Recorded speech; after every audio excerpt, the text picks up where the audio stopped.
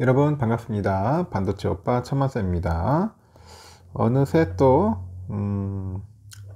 아침이 돌아왔네요. 새벽 시간 6시인데 이런 시간에도 열심히 사는 분들이 상당히 많네요. 일찍 일어나가지고 부지런히 또 산업 전선으로 가서 일하는 분도 있어요. 일요일임에도 불구하고 또 쉬는 분도 있고 지금쯤 편하게 누워있는 분도 있고 주무시는 분도 있고 다양한 분이 있습니다. 천만쌤은 또 일찍 일어나서 또 여러분에게 영상을 또 전달을 해야겠죠. 또 오늘 하루도 재미있고 유쾌한 그런 휴일이 되었으면 좋겠습니다. 저는 사람에 관련된 이야기를 많이 알려드려요. 여러분에게 인간관계에 대한 이야기도 많이 하고 하는데 이 사람에 대해서 항상 저는 배운다고 생각을 합니다. 사람은 배워야 한다. 좀 느끼는 게 많다 보니까 그 사람을 또 보니까 쉽게 변하지가 않아. 쉽게 변하지가 않더라. 한 3가지를 한번 살펴볼 필요성이 있는 것 같아요. 누군가를 만나서 사랑을 하고 또 그 사람과 함께하는 미래를 그리면서 결혼을 하기까지는 착각하지 않아야 할 부분들이 있다는 겁니다. 이 사람은 지금은 부족한데 나중에 나로 인해서 뭔가 변화하거나 좋아질 것이다, 이렇게 생각하는 거예요. 이게 뭔가 콩깍지가 씌인 근거 없는 자신감이다. 그런 겁니다. 사람은 쉽게 변하지가 않습니다.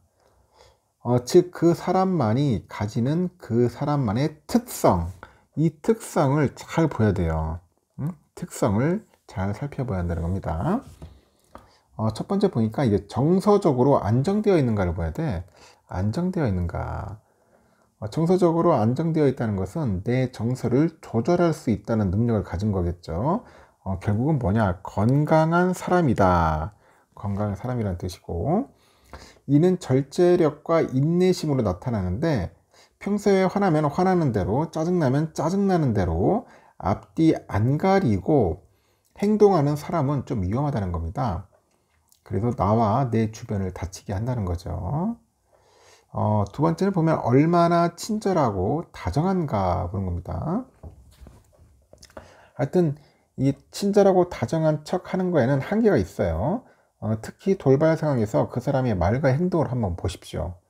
그러면 운전 중에 누가 끼어들었을 때 한번 반응을 살펴보는 거죠. 세 번째는 얼마나 예측 가능한가죠. 얼마나 예측 가능한가.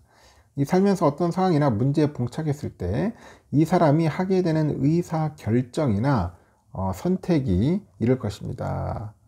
이렇게 이럴 것이다 하면서 내가 예상할 수 있어야 하는 거예요. 예측이 가능해야 한다는 거겠죠.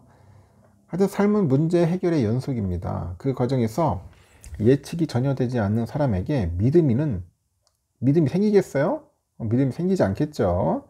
예측이 전혀 안 되는데 늘 불안한 거야.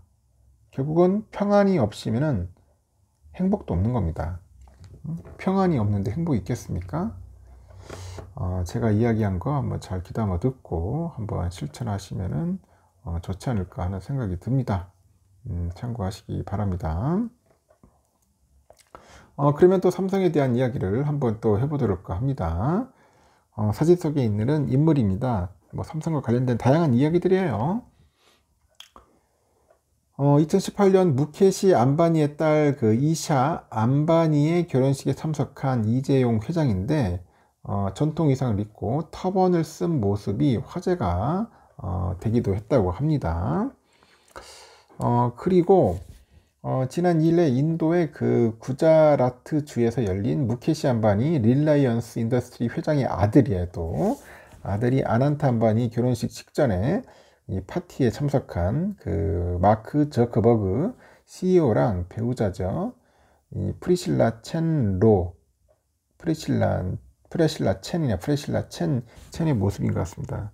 여자 약간 좀 동양계 여자 같네요. 그러니까 마크 저커버그 CEO, 빌 게이츠 그 마이크로소프트 창업자, 그리고 순다르 피차이 구글 CEO, 도널드 트럼프 전 미국 대통령의 자녀 이방카 전 백악관 선임 고문이었죠. 이렇게 한 자리에는 모이기 쉽지 않는 세계적인 유명 인사들이 최근에 어디로? 인도로 향한다. 왜 인도로 향하냐? 이 사람이 아들 결혼식 식전에 축하 파티에 참석하기 때문이라고 합니다. 그들을 한자리에 불러 모인 사람이 바로 오늘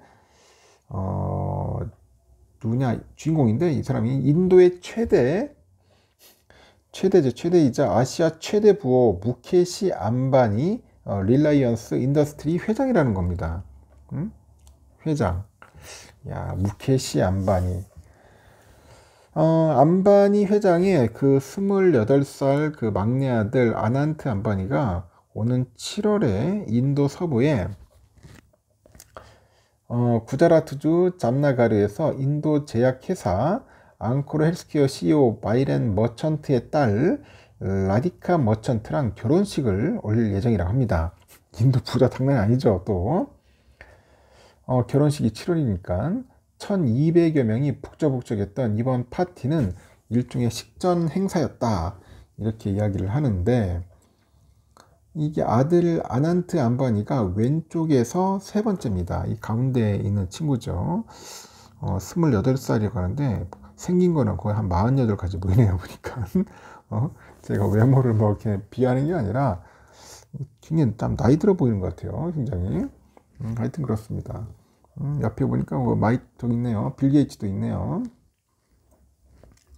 암바니 회장이 그 연 파티는 릴라이언스의 주요 정유 공장이 위치한 그 구자라트주 잠나가르에서 지난 1일부터 3일까지 4일간 이어졌대요. 파티가 3일 동안 이어져요. 1200여 명의 손님들은 공연장 인근의 고급 글램핑 텐트에 묵으면서 암바니 회장이 마련한 호화로운 볼거리를 취재했는데, 축하 공연으로는 마술사 데이비드 블레인하고 팝스타 리안나가 무대에 올라서 눈길을 끌었어요. 여기는 그냥 팝스타 불러버려. 이 파티 첫날 공식 만찬과 그 리안나 단독 콘서트가 열려요.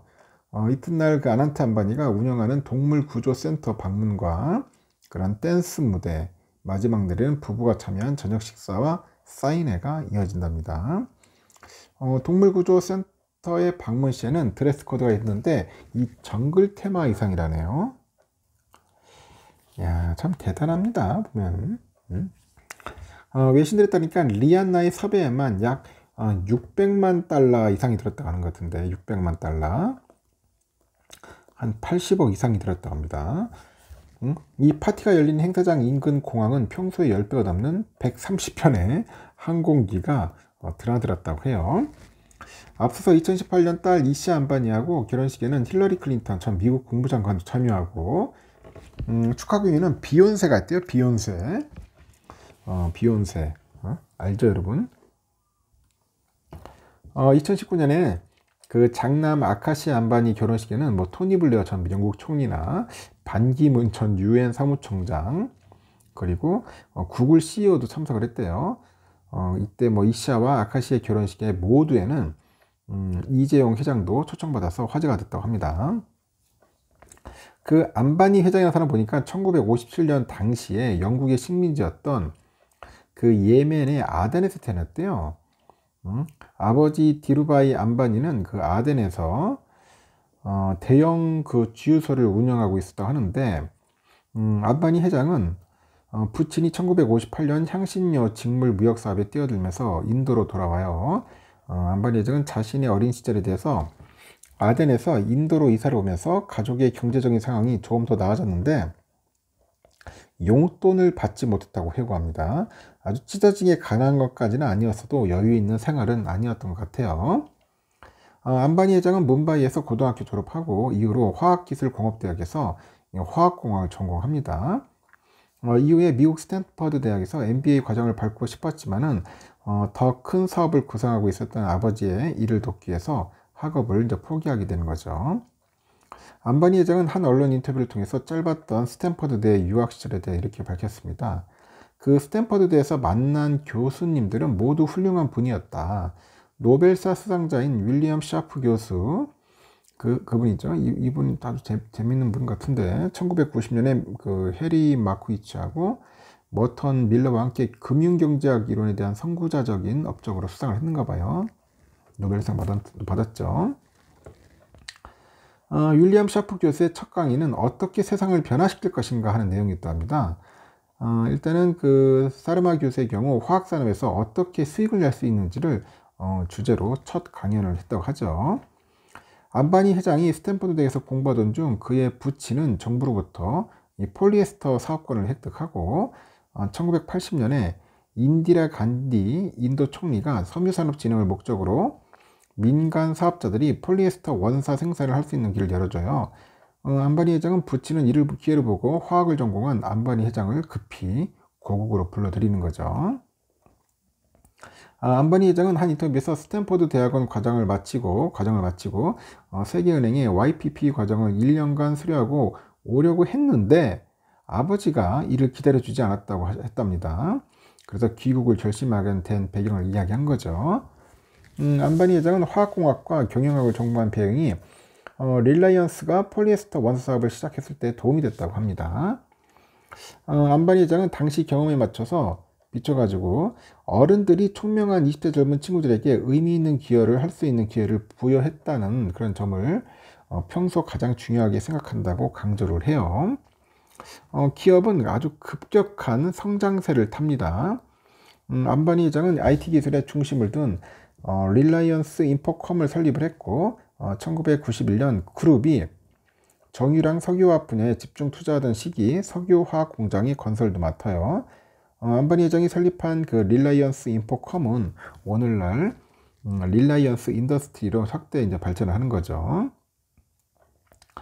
2002년 그 부친 디루바이 안바니의 타계 후에 그룹의 경영권을 두고 안바니 회장과 동생의 그 아닐 안바니 간 형제의 난이 벌어져요. 두 형제의 다툼에 이를 보다 못한 어머니가 중재에 나섰는데 그 결과 장남은 그룹의 핵심 주력 사업인 릴라이언스 인더스트리하고 섬유 화학 분야를 가지고 동생은 그 캐피탈하고 에너지 사업, 통신 등 기존의 릴라이언스 그룹의 사업 부문을 가져가게 되는 겁니다. 이제 찢어지는 거죠, 결국 둘이. 그러나 신사협정을 오래 가지 못했는데 이 통신 사업에 눈독을 들이던 안바니 회장이 2010년 인포텔 브로드밴드를 7억 달러 인수하고 사명을 지오 인포컴으로 바꾸면서 통신 사업에 뛰어들어요. 2016년에는 무료 4G 인터넷 제공 등 저렴한 통신을 앞세워서 소비자 공략에 나섰고 그 결과 경영의 난조, 투자 실패 등으로 동생은 결국은 어려움을 겪게 되는 것 같습니다. 물론 형과 동생은 서로 다른 주파수대 통신 사업을 하고 있었기에 그 형이 동생이 몰래게 직접적인 원인을 제공했다기는 보기 어렵다는 이야기도 있는데 그 이후 안바니 회장이 통신사업 지분을 대거 매수하면서 둘의 사이는 다시 가까워집니다. 이렇게 새로 진출한 통신사업이 본 궤도에 오른 2016년 이후 안바니 회장의 자산은 큰 폭으로 이제 수직 상승하면서 2020년 기준으로 했을 때 세계 5대 부호에 이름을 올리는 거야. 세계 5대 부호. 결혼식 축하 파티 외에도 최근에 그 안바니 가문의 언론이 주목을 받은 일이 있었다는데 이게 안바니 회장의 배우자 니타 안바니가 인도 미디어 업계에서 큰 손으로 이제 부상을 합니다. 월트 디즈니 컴퍼니가 지난달 28일 날 릴라이언스 인더스트리하고 85억 달러 규모의 합작 투자를 발표를 해요. 이 두 기업의 인도 내 스트리밍 사업하고 이 TV 사업을 결합하는 내용이 골자랍니다. 인도 최대 미디어 엔터테인먼트 기업이 될 합작 법인의 그 회장으로 안바니 회장의 배우자 니타 안바니가 선임이 되는 거죠. 이렇게 니타 안바니는 릴라이언스 인더스트리의 자선단체인 릴라이언스 재단 설립자이자 회장으로 활동 중인데 그는 크리켓팀의 문바이 인디언스의 구단주이자 IOC 위원으로 선출된 최초의 인도 여성이라는 타이틀도 보유하고 있다고 하네요. 여담 물어보니까 안바니 가문은 하나의 큰 빌딩 저택에 거주하고 있고 그 안틸라라 불리는 이 건물은 약 27층 높이의 건물이에요. 27층 높이의 건물로 6천여 개의 방이 있더라. 그리고 안바니 가문 외에도 건물에는 600여 명의 직원이 상주한답니다. 건물은 완공된 2010년 기준 그 가치가 20억 달러래요. 20억 달러. 안바니 회장은 엄격한 채식주의자이자 금주주의자로 알려져 있습니다. 술도 안 먹어. 오직 채식이야. 채소만 먹는 거야. 고기도 안 먹고. 그는 2008년 크리켓팀인 뭄바이 인디언스를 1억 1190만 달러 인수한 뒤에 세계에서 가장 부유한 스포츠팀 구단주라는 그런 명성도 얻었다고 합니다. 아주 재미있는 그룹의 회장이네요. 저도 뭐 이번 시간에 이제 알게 된 뿐인데 하여튼 인도의 최대 부호다. 아시아에서 최대 부호. 그러니까 아들 생일에 가야 돼. 안 갈 수가 없어. 그렇기 때문에 이재용도 가고 메타 CEO도 가고 다 가는 것 같습니다. 정치인들도 가고 이런 재미있는 또 일이 있네요. 보니까 아주 흥미롭습니다. 요즘 삼성전자 휴대폰도 잘 팔리고 있는 것 같은데 완전 당했다 뭐 그런 이야기들도 있어요. 왜냐면 이 중국 애들이 너무나 베끼는 거야 휴대폰을. 화면을 접을 수 있는 폴더블폰 시장에서 삼성이 중국에 1위를 내줄 거라는 그런 충격적인 조사가 있다던데 삼성은 지난 2019년 세계 첫 폴더블폰을 출시한 절대 강자입니다. 근데 삼성 제품을 베끼던 중국의 위협에 삼성도 비상이야. 시장 조사 업체에 따르니까 중국 회의가 올해 1분기 폴더블폰 신제품을 선보이는데 삼성을 제치고 폴더블폰 1위에 오를 거라는 그 전망이 나왔답니다. 화웨이가 40%, 삼성이 10% 후반 점유율을 기록할 것으로 제시를 한 거예요. 한때 삼성의 폴더블폰 시장 점유율이 60에서 70%에 달했죠. 그 화웨이하고 함께 중국 아너가 올해 폴더블 시장 점유율을 크게 높일 것으로 예상하는데 시장 조사 업체에서는 중국 업체들의 반란으로 올 1분기 전 세계 폴더블폰 시장이 전년 동기 대비 100% 넘게 성장할 거로 본다고 합니다. 삼성은 2019년 세계 첫 폴더블폰을 내놓은 이후로 시장 점유율 1등을 꾸준히 유지합니다. 지난해 4분기 가장 많이 팔린 폴더블폰 상위 10개 중 4개가 삼성 겁니다. 갤럭시 Z 플립 5가 가장 많이 팔렸고 Z 폴드 5도 5등에 랭크돼 있어요. 하지만 그 삼성 타도를 외치는 중국 업체들의 공세에 삼성은 1위 자리가 크게 위협받는 거죠. 중국 업체들은 삼성 제품을 베끼는 수준이었는데 이제는 제품의 경쟁력도 삼성에 버금간다 그런 평가도 받고 있고 이미 중국 시장에서는 삼성전자가 중국 현지 업체들에게 밀리고 있다고 합니다. 지난해 4분기 중국 폴더블폰 시장에서 삼성 점유율이 11%예요. 4등에 몰렸습니다. 화웨이가 37%랍니다. 1등, 오포 18%, 아너 17%, 2등, 3등 그렇게 되나 봐요. 중국의 공세에 폴더블폰에 올인한 삼성의 고민이 깊어지겠죠. 이제 화웨이는 삼성 Z 플립 5와 같은 위아래로 접는 두 대의 폴더블폰 올해 출시할 것으로 예상하는데 아너하고 모토로라도 각각 신규 모델을 준비합니다. 삼성은 중국 업체들의 위협에 맞서서 차세대 폴더블폰인 Z 폴드 6하고 Z 플립 6를 7월 정도에 공개할 예정이라고 하네요. 이를 통해서 1위 자리를 수성하겠다 그런 겁니다. 폴더블폰 성장이 기대는 못 미치는데 그래도 매년 성장하고 있고 지난해 삼성전자 폴더블폰 판매량은 한 1000만 대 이하인 것으로 추정이 돼요. 신작인 Z 폴드 5랑 Z 플립 5를 예년보다 조기 출시했지만은 생각만큼 이 시장에서는 판매되지 못한 것으로 전해지고 있다고 합니다. 하여튼 중국 업체들의 공세와 시장의 성장이 기대에 못 미쳤기 때문이라고 보는 것 같아요. 하여튼 중국의 그 추격이 상당히 무섭습니다. 하여튼 AI 폰 같은 걸 잘 해가지고 따돌려야 할 것 같아요. 삼성 관련된 소식은 이걸로서 마치겠습니다. 여러분 즐거운 하루 보내십시오.